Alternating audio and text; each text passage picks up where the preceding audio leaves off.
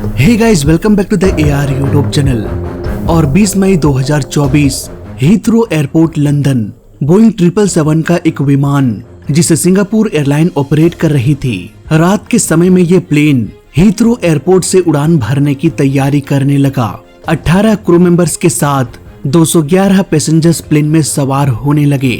सफर काफी लंबा था, इसलिए खाने पीने की चीजों के साथ साथ प्लेन में फ्यूल भी भरा गया। इसके बाद फाइनली ये प्लेन धीरे धीरे रनवे पर रन करते हुए टेक ऑफ कर गया।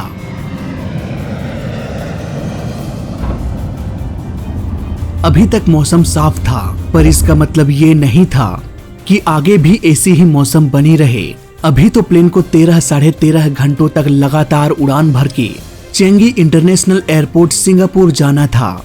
समय बीतता गया, रात का अंधेरा हटा और सूरज की किरणों ने आसमान को रोशन कर दिया। अब तक सिंगापुर एयरलाइन करीब 12 घंटों तक उड़ान भर चुका था।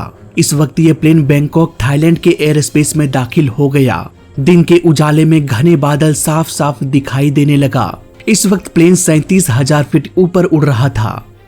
धीरे धीरे प्लेन बादलों के अंदर प्रवेश करता गया। इस वक्त सुबह के करीब 8 बज रहा होगा। प्लेन अब म्यांमार के ऊपर से उड़ रहा था। वहीं प्लेन के केबिन में केबिन क्रू सारे यात्रियों के लिए ब्रेकफास्ट तैयार कर रहे थे। इसी दौरान अचानक पायलट ने कहा कि सभी अपना सीट बेल्ट लगा ले, पर इससे पहले कि सिंगापुर एयरलाइन के सभी यात्री संभल पाते, प्लेन तेजी से हिलने लगा। केबिन में चीख पुकार गूंजने लगी। खाने पीने का सामान हवा में फ्लोट करने लगा। अब प्लेन टर्बुलेंस के चपेट में आ चुका था। प्लेन 37,000 फीट के एल्टीट्यूड में उड़ रहा था, लेकिन टर्बुलेंस इतनी तेज थी कि इसने प्लेन को धक्का मारकर अचानक प्लेन को 400 फीट ऊपर धकेल दिया। इस वक्त प्लेन का एल्टीट्यूड 37,400 फीट हो गया। इसके बाद अचानक इस टर्बुलेंस ने दोबारा से प्लेन पर अटैक किया। प्लेन इतनी तेजी से नीचे गया कि कुछ ही सेकेंड्स में प्लेन 36,975 फीट के एल्टीट्यूड पर आ गया। ऐसा लग रहा था मानो हवा प्लेन को कभी ऊपर तो कभी नीचे पटक रही हो। ये सब करीब 1.5 मिनटों तक चलता रहा। यहाँ पर ज्यादातर पैसेंजर्स ने सीट बेल्ट लगाया ही नहीं था, जिसकी वजह से वो प्लेन के सीलिंग से टकराने लगे। 104 पैसेंजर्स इस टर्बुलेंस में घायल हो गए। वहीं 20 लोग ऐसे थे जो बुरी तरह से जख्मी हो गए। 73 वर्ष के एक व्यक्ति भी प्लेन में सवार थे, जो काफी जख्मी हो गए। इन तस्वीरों को हम देख सकते हैं। कई जगह प्लेन का इंटीरियर टूट चुका है। ऑक्सीजन मास्क टूट के झूल रहा है। अब जल्दी से घायलों को ट्रीटमेंट की जरूरत थी, पर सिंगापुर एयरलाइन अभी भी अपने डेस्टिनेशन से काफी दूरी पर था। पायलट को सबसे नजदीकी एयरपोर्ट बैंकॉक दिखाई दिया। उन्होंने तुरंत ही प्लेन के डायरेक्शन को मोड़ दिया और बैंकॉक के लिए निकल पड़े। प्लेन बादलों को चीरते हुए महज 3 मिनट के अंदर ही 6,000 फीट नीचे आ गया। कैप्टन ने पूरी कहानी बैंकॉक ATC को सुनाया। इसके बाद ATC ने इमरजेंसी जारी कर दिया। एयरपोर्ट में एम्बुलेंस तैनात हो गए। अब प्लेन धीरे धीरे नीचे आता गया। लगातार गरजते बादलों के बीच सिंगापुर एयरलाइन उड़ता जा रहा था। धीरे धीरे रनवे से अलाइन होते हुए फाइनली ये टचडाउन कर गया।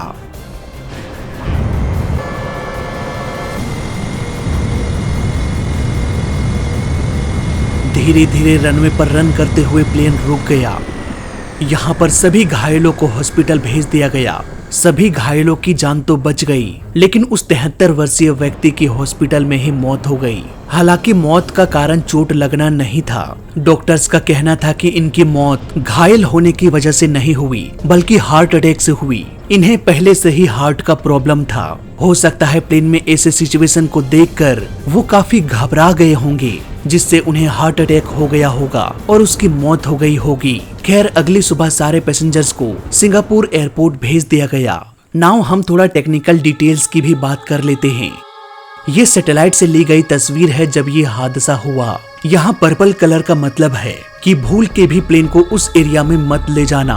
वही पीला रंग ये इंडिकेट करता है कि यहाँ पर तूफान है, और हरा रंग ये दर्शाता है कि यहाँ पर बादल तो है लेकिन खतरा नहीं। हालांकि यहाँ पर हरे रंग के जगह इस सैटेलाइट इमेज में ब्लू रंग का इस्तेमाल किया गया है, तो इसमें कंफ्यूजन होने वाली बात नहीं है। सिंगापुर एयरलाइन के साथ जब ये हादसा हुआ तब ये प्लेन इसी एरिया के आसपास रहा होगा। यहाँ पर अगर हम गौर करें तो तीनों प्रकार के बादल हमें दिखाई दे रहा है। हालांकि हरे रंग का बादल बिल्कुल सेफ है, लेकिन बाकी के बादल बहुत खतरनाक हो सकता है। अगर प्लेन इसके अंदर जाता है तो 100% वो टर्बुलेंस के चपेट में आ जाएगा। टर्बुलेंस को अगर हम सिंपल शब्दों में समझे तो सपोज एक शांत नदी है, यहाँ पर पानी आराम से बहता रहता है। इस शांत नदी में एक जहाज शांति से चलता जा रहा है, लेकिन जैसे ही इस नदी के रास्ते में कोई पत्थर आ जाता है तो नदी का पानी अशांत हो जाता है। ये ऊपर नीचे बहने लगती है।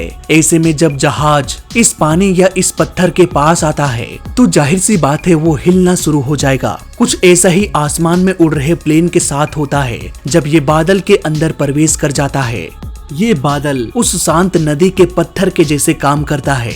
बादलों में छुपा होता है वाटर पार्टिकल्स। ये पानी की छोटी छोटी बूंदें बादलों को और डेंस कर देती है, प्लेन के रास्ते में अड़चन पैदा कर देता है। नतीजा नदी के पत्थर के जैसे ये बादल भी प्लेन को हिलाने लगता है। ऐसा ही हमें पहाड़ी क्षेत्रों में भी देखने को मिलता है। जब हवा इन पहाड़ पर्वतों से टकराती है तो ये हवा अनबैलेंस हो जाती है और ये अनबैलेंस एयर प्लेन को भी अनबैलेंस कर देती है। इसे एविएशन के लैंग्वेज में हम टर्बुलेंस के नाम से जानते हैं। बात करें सिंगापुर एयरलाइन की तो ये प्लेन टर्बुलेंस का शिकार हो चुका था तूफान की वजह से। पर यहाँ पर सवाल ये आता है कि आखिर ये टर्बुलेंस कितना खतरनाक हो सकता है? क्या इतना खतरनाक कि प्लेन को 400 फीट ऊपर धकेल दे या फिर 400 फीट नीचे धकेल दे? क्या इतना खतरनाक हो सकता है कि प्लेन के इंटीरियर को भी डैमेज कर दे, यहाँ तक कि किसी इंसान की जान भी ले ले? दोस्तों, बेशक टर्बुलेंस तो खतरनाक होता ही है, लेकिन ये टर्बुलेंस एक नॉर्मल फिनोमिना है। प्लेन में ये सब होना तो एकदम कॉमन है। इतना कॉमन कि आए दिन आसमान में ये सब होता रहता है। पायलट्स को तो इसकी आदत भी हो जाती है, लेकिन मेरे कॉमन कहने का मतलब ये नहीं है कि ये खतरनाक नहीं है। ये कॉमन के साथ साथ बहुत डेंजर भी है। अब आप कहोगे कि भाई अगर ये इतना कॉमन है, अगर प्लेन्स में ये सब होता रहता है तो हमें देखने सुनने को क्यों नहीं मिलता? जरा सिंगापुर एयरलाइन की तरफ देखो, इस प्लेन का ये हाल हो गया, एक आदमी भी मर गया। ऐसा रोज रोज थोड़े होता है। दोस्तों, यहाँ पर आपका कहना बिल्कुल सही है।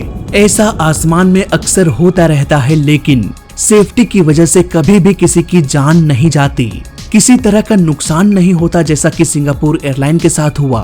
और अगर किसी की जान नहीं गया, कोई नुकसान नहीं हुआ, तो इस टर्बुलेंस की बात को कभी भी पब्लिक नहीं किया जाएगा। और अगर पब्लिक नहीं किया जाएगा तो ये न्यूज में आएगा नहीं, और न्यूज में अगर नहीं आएगा तो हम और आप जैसे लोग कैसे जान पाएंगे कि इस तरह का खतरनाक टर्बुलेंस अक्सर प्लेन के साथ होता रहता है? कभी भी नहीं जान पाएंगे। दोस्तों, हर प्लेन में एक नेविगेशन डिस्प्ले होता है जो रंगों की मदद से आने वाले तूफान की जानकारी पायलट को दे देता है। इसका वर्किंग सिस्टम बिल्कुल सिंपल है। अगर हम प्लेन के नोज को खोलकर देखें तो हमें एक एंटीना नजर आएगा। ये चारों तरफ घूमते रहता है और लगातार आगे की ओर सिग्नल भेजता है। जब ये सिग्नल किसी बादल से टकराता है तो कुछ सिग्नल्स वापस रिफ्लेक्ट होकर प्लेन के पास पहुंच जाता है। इसके बाद प्लेन का कंप्यूटर स्क्रीन ये दिखा देता है कि आगे बादल है। इसके बाद पायलट की ये रिस्पॉन्सिबिलिटी होती है कि केबिन में बैठे सारे यात्रियों को ये सूचना दे दे कि आगे तूफान आने वाला है, इसलिए सभी अपना सीट बेल्ट पहन ले, ताकि अगर उस तूफान में प्लेन को टर्बुलेंस का सामना करना पड़े तो सभी लोग सुरक्षित अपने सीट बेल्ट से बंधे रहेंगे। लेकिन ऐसा सिंगापुर एयरलाइन के साथ नहीं हुआ। कुछ यात्रियों का कहना है कि सीट बेल्ट पहनना है, इसके बारे में हमें बहुत देर से पता चली और हमारे पास इतना समय नहीं था कि हम फटाफट सीट बेल्ट पहन सके। और इस बात में सच्चाई भी है दोस्तों, क्योंकि अगर पहले ही पायलट बता देते तो सिंगापुर एयरलाइन के केबिन क्रू यात्रियों के लिए ब्रेकफास्ट नहीं बांट रहा होता, वो भी टर्बुलेंस से बचने के लिए अपने सीट पर जाकर सीट बेल्ट लगा लेते। लेकिन केबिन क्रू को भी शायद इस बात की जानकारी नहीं थी कि आगे खतरनाक टर्बुलेंस आने वाला है। जब प्लेन टर्बुलेंस का शिकार हुआ तो बहुत सारे लोगों ने सीट बेल्ट नहीं लगाया था। केबिन क्रू ब्रेकफास्ट की तैयारी कर रहे थे और अचानक से प्लेन हिलने लगा। अब जाहिर सी बात है यहाँ पर अगर कोई इंसान प्लेन के छत से टकराएगा, लगेज कंपार्टमेंट से टकराएगा, तो प्लेन का इंटीरियर तो डैमेज हो ही जाएगा।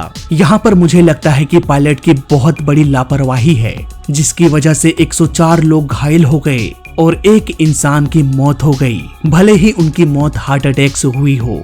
साफ साफ कहें तो टर्बुलेंस का होना कोई बड़ी बात नहीं है, बशर्ते टर्बुलेंस के दौरान सेफ्टी से खिलवाड़ न किया जाए। हालांकि इस पूरे वीडियो में मैंने जो बताया, इन मुद्दों पर किसी भी न्यूज चैनल में डिस्कस नहीं होगा। डिस्कशन होगा तो इस बात पर कि प्लेन टर्बुलेंस का शिकार हो गया। ये सिंगापुर एयरलाइन है, ये कितना पुराना प्लेन है, इतने लोग घायल हो गए, इतने लोग मर गए, इन फिजूल बातों पर डिस्कशन किया जाता है, जबकि असल मुद्दा यहाँ पर टर्बुलेंस और उसके सेफ्टी को लेकर करना चाहिए, जो कि कभी किसी न्यूज चैनल पर हुआ नहीं।